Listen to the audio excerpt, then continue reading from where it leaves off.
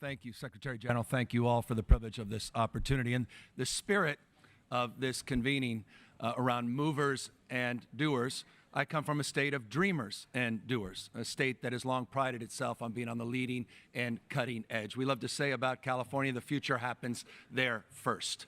We are America's coming attraction. Unsurprisingly, it was 1945 where the United Nations Charter was founded in the great state of California. I say that again as a point of pride and a point of consideration as it relates to the issue that brings us here today. It was just 22 years later, in 1967, when then conservative Governor Ronald Reagan began the process of leading the modern American environmental movement with the creation of the California Air Resources Board and the first regulations of tailpipe emissions in America.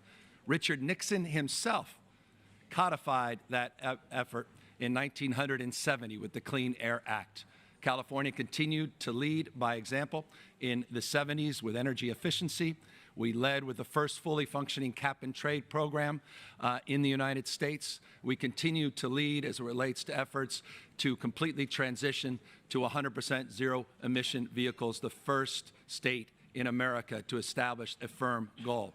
And we also have established the most comprehensive plan to implement, we call it the Great Implementation, our ambitious goals and advance our low-carbon green growth future. I say all of that very mindful that if you read the newspaper or turn on your TV, that you see a state, not just of dreamers and doers, but you see a state that's burning up, a state that's choking up, a state that's heating up with wildfires and floods and droughts, places, lifestyles, and traditions being destroyed right in front of our eyes, despite all of that leadership, despite that ambition. So I'm here with humility and gratitude to all of you, but particularly you, Mr. Secretary General, for your clarity, because I think it's time for us to be a lot more clear.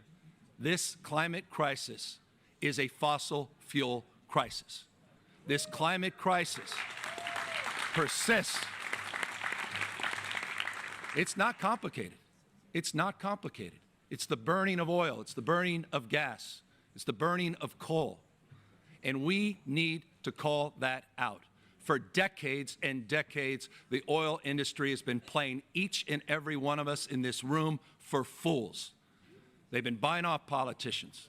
They've been denying and delaying science and fundamental information that they were privy to, that they didn't share or they manipulated. Their deceit and denial going back decades has created the conditions that persist here today.